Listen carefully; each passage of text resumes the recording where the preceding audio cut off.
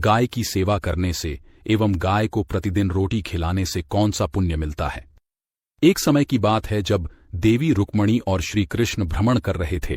तभी देवी रुक्मणी के मन में एक प्रश्न आया और उन्होंने श्री कृष्ण से पूछा, हे स्वामी, गाय की सेवा करने से एवं गाय को प्रतिदिन रोटी खिलाने से मनुष्य को क्या मिलता है?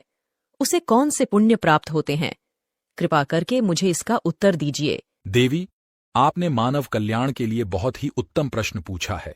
गाय को माता का दर्जा दिया गया है। गाय में 26 कोटि देवी देवताओं का वास होता है। गाय की सेवा करने से पापी व्यक्ति को मोक्ष की प्राप्ति होती है और निर्धन का कल्याण होता है। गाय की सेवा करने वाला व्यक्ति उत्तम पुण्य का भागीदारी होता है। यही कारण है कि मैंने अपना पूरा बचपन गायों के साथ बिताया है और उनकी सेवा की है। गाय निस्वार्थ भाव से हर एक व्यक्ति को अपना पुत्र समझकर अपना दूध देती है। जो भी व्यक्ति प्रतिदिन गाय की सेवा करता है और उसका दूध पीता है, वह शक्तिशाली हो जाता है। देवी, आज मैं आपको एक कथा सुनाने वाला हूं, जिसके माध्यम से आपको यह पता चल जाएगा कि गाय की सेवा करने से कौन सा पुण्य मिलता है एवं गाय को रोटी खिलाने से व्यक्ति को क्या प्राप्त होता है। एक समय की बात है, एक छोटे से गांव में बिरजू नाम का एक निर्धन व्यक्ति रहा करता था। बिरजू का व्यक्तित्व अत्यंत सरल और दयावान था। वह हर एक व्यक्ति के लिए प्रेम की भावना रखता था। बिरजू के अनाथ होने के कारण उसे अकेले ही जीवन यापन करना पड़ता था एवं जीवन यापन करने के लिए उसे मजदूरी करनी पड़ती थी। बिरजू का परोपकारी स्वभाव होने के कारण वह हमेशा असहाय लोगों की मदद करता था। चाहे खुद की स्थिति कितनी भी दयनीय क्यों ना हो, बिरजू हमेशा ही दूसरों की मदद करने के लिए तत्पर रहता था। एक दिन जब देवी लक्ष्मी आकाश मंडल में भ्रमण कर रही थीं, तभी उनकी नजर बिरजू पर पड़ी और देवी लक्ष्मी बिरजू के व्यक्तित्व को देखकर बहुत ही प्रसन्न हुई। देवी लक्ष्मी ने कहा, यह मनुष्य अत्यंत सरल और दयावान है। यह व्यक्ति संसार की प्रत्येक सुख समृद्धि का हकदार है। अतः मैं इस मानव को इसके व्यक्तित्व के आधार पर वह सब कुछ दूंगी जिसका यह हकदार है। लेकिन सर्वप्रथम मुझे इस मनुष्य की परीक्षा लेनी होगी।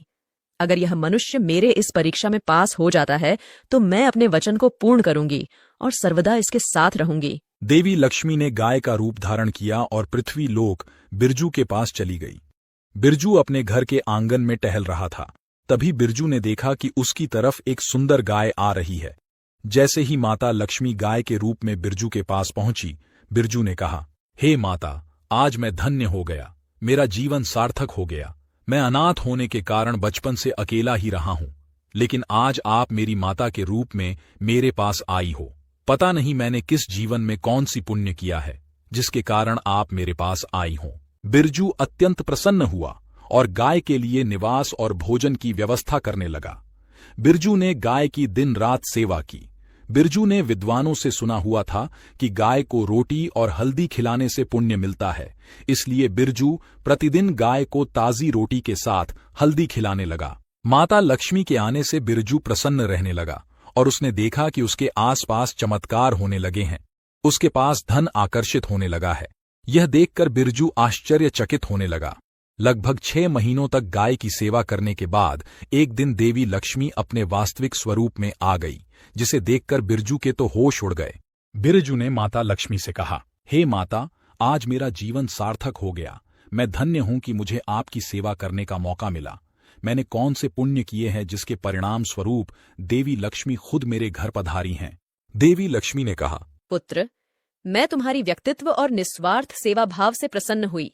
इस कारण मैंने सोचा कि मैं तुम्हारी परीक्षा लूं और मुझे यह बताते हुए अत्यंत प्रसन्नता हो रही है कि तुम इस परीक्षा में उत्तीर्ण हुए।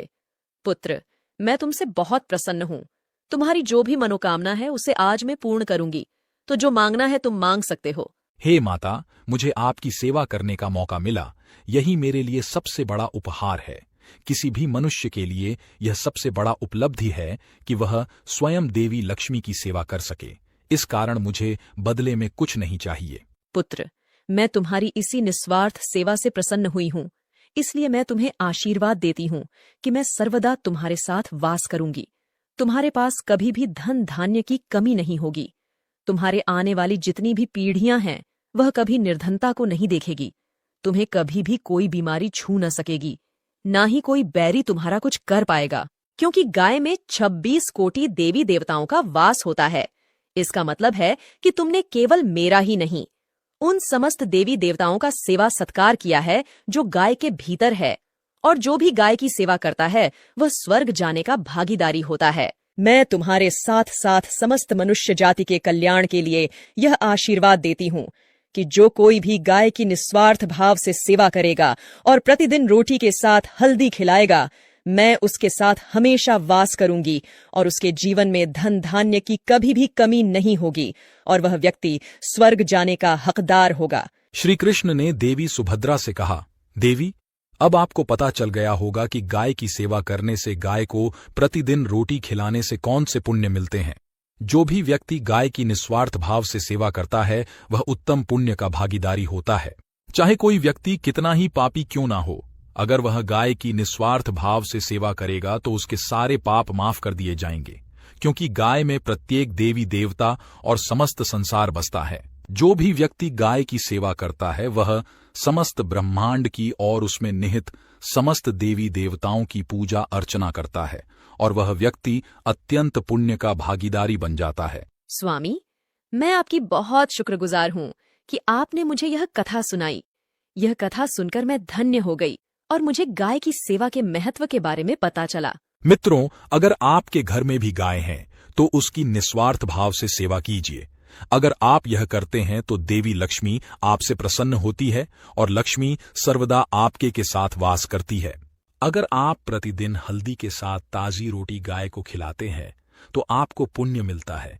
कभी भी सूखी रोटी या बासी रोटी गाय को खिलाने की भूल न करें, इससे आप पाप के भागीदारी हो जाते हो। अगर आपके घर में गाय नहीं है तो आपको चिंता करने की जरूरत नहीं है कि क्योंकि आपके आसपास आपको गाय अवश्य मिल जाएंगे।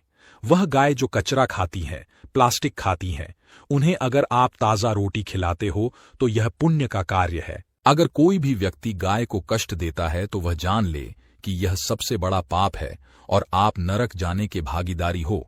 बहुत सारे लोग अपने स्वार्थ के लिए गाय के बछड़े को पेट भरकर दूध नहीं पीने देते और सारा दूध खुद ले जाते हैं। यह भी बहुत बड़ा पाप है। गाय हमें अपना पुत्र समझती है, इस कारण वह अपना दूध हमें देती है।